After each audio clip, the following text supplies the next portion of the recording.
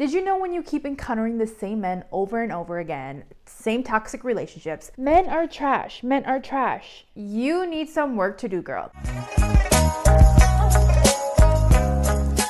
Hi everyone, welcome to Mindful Success, our wellness club where we elevate, transform, and heal our mind, body, and souls. Today we're talking about how our attachment issues show up in our lives and how to heal from them. I will break down my personal experiences that I've been through and how I've learned from my attachment issues to become the woman I am today. So there's 4 attachment issues. There's secure, anxious, avoidant, and disorganized. I have more information in the link below of attachment issues. Check out my Instagram page where I kind of go more in depth of attachment issues. I definitely was an anxious little girl growing up.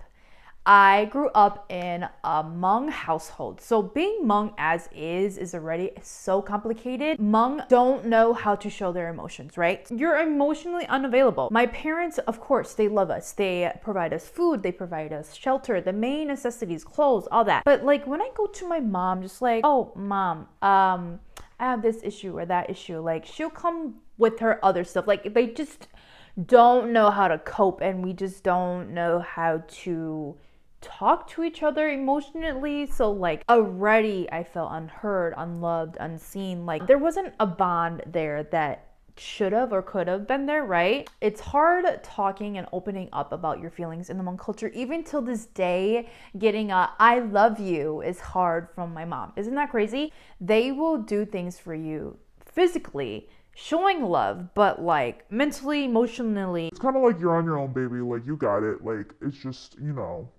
just do your thing, girl, and you got it. But I know they love us. It's just when you're trying to talk to them about your emotions, like they're don't know how to do it because they didn't have it either. So it's like we're not blaming them. It's just this is what they learned as well throughout their childhood. So they brought it to us. It was hard expressing myself as a kid. I remember I was so obnoxious. I was like not the class clown because I was super quiet in school. I was always the one like wanting to be the center of attention. My mom was always like, Minan, you're obnoxious, calm down. Like, why do you act like that?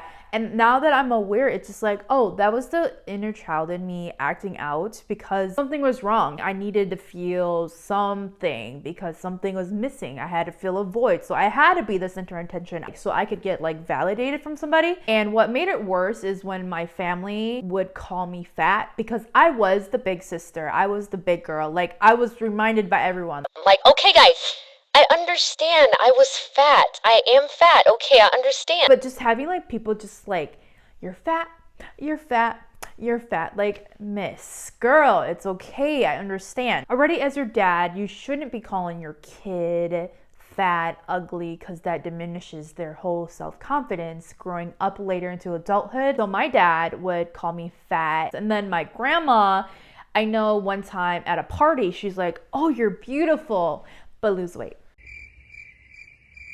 But lose weight. Like, okay. Another one. She coming up to me. She's like, hug. Ooh, Minan, I can barely fit my hands around you. You're so big. Like, that's suspicious. That's weird. so I was just consistently reminded of how big I was. So that worsened my traumatic experiences as a kid, which translated to my adulthood. Again, everyone's different. So like you could be like, oh, this, that, but everyone's different. Everyone takes things differently. So I definitely took these things and I brought it into my adulthood, and it had affected my relationships and affected me and my mind as I was transitioning to the woman I am today. So fast forward to January 2018, I graduated from high school. So that's when I started losing weight. I was doing a whole bunch of cardio videos just at home. You guys can lose weight by just doing cardio at home, so there's no excuses. Because I did it. I was 260. I remember being 260. I lost 60 pounds by June 2018. I would do like my cardio videos and I would be like, boys, just like thinking of boys. Like, it's not that serious, Minan. You're motivating yourself by trying to please boys. I was 18, hadn't had sex with nobody. I had never had a boyfriend. I never had any intention because I was big girl Minan, right? Big girl Minan. Nobody wanted to talk to her. She was big. people knew like I was sweet, I was kind, but like no one talked to me in that way of like interest of like, ooh, you're cute, I like you. I lost all this weight, but for the wrong reasons. Number one, don't work out. Don't try to lose weight for men. Lose weight for yourself because you want to lose weight for yourself. Along with the story, I met this man and wow, a man gave me attention. I think he said like, you're cute, or like, let me talk to you, or like something super like, what? Like, just like, you're gonna let that just change your whole life? Like, I was just like, oh yes, man, a man gave me attention, so now I'm ready to like sit down and get into a relationship. And that's what I did. So I was like, ooh, man of my dreams. Basically the mindset of, ooh, I'm 18, I can do whatever I want. I moved out, just disregarded what my parents had to say about that, because I was in love. Miss Girl was in love. She was looking good, she was feeling good, she just knew what she wanted. Of course, was a mistake. You barely knew this man. It turned out to be an abusive relationship. This one like ruined my life, because after him, I jumped into number two. Number two was absolutely trash as well. Another abusive relationship, but this one broke me because it taught me, but it also made me transition into somebody that is totally not me. I was hurt after number one. I was hurt, of course, after number two. Three was when I started spiraling down, and I ended up just going to men, seeking validation from men because I wanted attention, I wanted love. I thought going to men, finding this specific person, this not even specific person, just finding men would fill that void I had missing, right? I thought that I could feel fulfilled by having a man in my life. And it wasn't like no settle down type of man. It was just man after man, just give me some love, give me some attention, just like things that I needed to do for myself, things that I don't need from anybody else but myself. I was really looking outside of myself, and this is when I like realized like, Minan, something is wrong with you. Like, you shouldn't be looking outside of yourself for approval, for validation. You need that within yourself. So what it looks like to have attachment issues from my point of view is you are looking outside of yourself. That's weird. Why are you looking over there for some love when you need to find love within yourself? Number two is I'm consistently looking for men over and over to fill a void. And I continuously, how do I keep finding these trash ass men? Men are trash. All men are the same.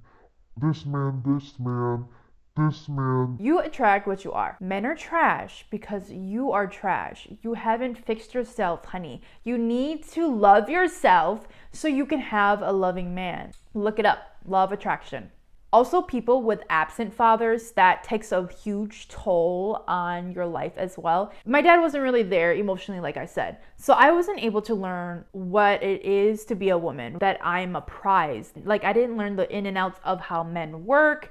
This is the way men think. Men are just trying to manipulate you by doing this, or that, ooh, you should protect yourself from these type of men, or just basically know who you are as a woman. I wasn't taught those things from my dad, so I had to go through these experiences to realize myself that I am a woman and that I need to respect my body. My body is a temple. You are navigating a world that you are unfamiliar of. You are finding these men and thinking like, oh, maybe this is the type of men that are out there. And then you believe after a while.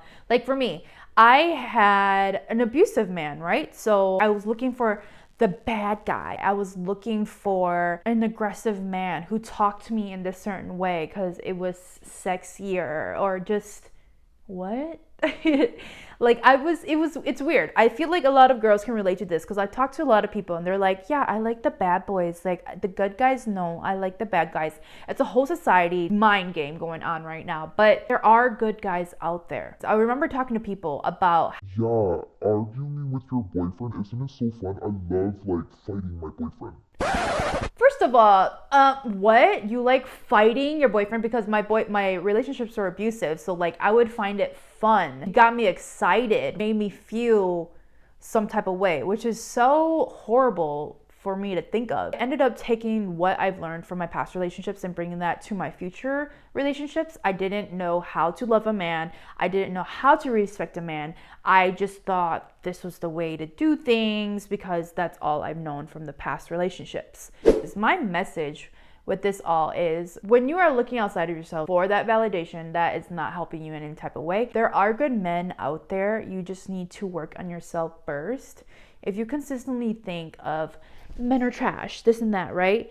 That's not good. You need to work on yourself, honey. Like, it's okay to step back. You don't need a relationship right now. The universe is trying to tell you that you need to heal your wounds. Do some shadow work. Shadow work is great. I've done a lot of shadow work, and that's how I have forgiven my old self and forgiven my dad and forgiven my family, because I'm aware of the old thinking patterns that I've done in the past, and I have shifted my whole world and became a whole different woman. How did I heal from all this? I started with self-awareness. It starts with self-awareness. Like I said, you need to be conscious of the past you and forgive the past you, and just know your old thinking patterns of maybe your childhood traumas and your experiences of, like, with me, like, I always used this excuse of I didn't feel loved, I didn't feel wanted, I felt unloved, all that, unloved. I felt unloved. So I would do things, go to boys to validate myself and feel better for myself. So self-awareness is number one. Get to know yourself. Be curious of who you are. Be curious of your likes. Be curious of your dislikes. Tap into that inner child. And you need to do some shadow work to realize that those thinking patterns aren't you anymore. The old you does not serve who you are today. The old Minan of I'm not loved, my dad called me fat, so this is why I have confidence issues. Like, you can't blame them anymore when you are a whole adult now, right? You need to come to terms with who you are and realize that, okay, I'm not that person anymore. I'm not that sad little girl over there anymore. So I'm gonna change into a whole new me. Recognize how you talk to yourself. You are surrounded by negativity. Be careful how you talk to yourself. Practice talking in the mirror. Affirmations. I literally have affirmations all over my house. Trust your purpose. Good things are on the way. Hello, beautiful. You are exactly where you need to be. Happiness blooms from within. Like, I am surrounded by affirmations, and that definitely has helped me over this time. Like journaling as well. I have like a set of affirmations, and I'll pick one from the box and focus on that affirmation for today. I also do that with a value. Like, I have all my values in a box, and I'll pick a value and I'll work on that value for the day. Knowing your thoughts about men is also a big one of how to heal. Growing up Hmong just kind of shifted my mentality of men. Growing up in a Hmong household, it's very sexist. Women do a lot for the men. But me as a kid watching it, like, I always had like, not a hate, like a little resentment towards men. My mom would do everything for my dad, right? So I would just watch and be like, oh, I hate that for my mom. Like, why is my mom doing everything? Always doing dishes, always making his plate, always cooking, always cleaning, like doing everything for him, right? So I started to believe that like men and women need to have equal roles, or men need to do things themselves, which is right. But I also believe there are gender roles where like women should be doing certain things for men. You need to respect a man. You need to respect the man role versus woman role. Get to know your dad. Forgive your dad. Talk to your dad. I did that with my dad, where I was able to bring up that issue of, dad, remember when I was a kid you would call me fat and ugly? Like, I talked about it to him, and he told me like, I'm so sorry, like I never meant it like that. It was just more of like, I want, you guys are all beautiful, I just want you to be beautiful, so just like don't eat as much and stuff like that, right? It was a form of love. Like I said, Hmong culture, they don't really know how to express love, so they'll do things, but it's from the bottom of their heart. They do it out of love. So I came to terms of that. So I was able to forgive my dad and move on from that same excuse of my dad used to call me fat, so I'm fat. I don't have that resentment towards my dad anymore. I don't hate my dad anymore for treating me like that, because I was able to talk it over with him and forgive him and learn about him too. Like I said, having that talk with him, I was able to realize like, oh, he actually does love me. Like, I remember when I was younger, I would always hate my dad, and I would just like have those resentments towards him. So once you talk sit down with your dad. You will learn so much about him that you probably didn't know about, or you had all these behaviors and thoughts about him that you didn't realize were all false, because your mind plays games with you. So you be thinking all this stuff, but it's never that. If you don't have a dad in your life, there's so much research, there's so much videos, there's so much stuff out here where you can learn how to refather yourself. Look up those videos of how to love yourself again. Learn about the woman roles, learn about the men roles. Like, there's so much videos out there. Teach yourself things your dad should have taught you. Okay. Thank you guys so much for watching our video. If this helped you in any type of way, please like, subscribe, and comment. Let me know how you feel. Let me know how your journey is going with your relationships, with your daddy issues, with your attachment issues. This is our place where we come together and talk and help each other become a better versions of ourselves. I appreciate each one of you for watching till the end. Remember, you're a blessing, and I'll talk to you guys soon. Thank you. Mwah.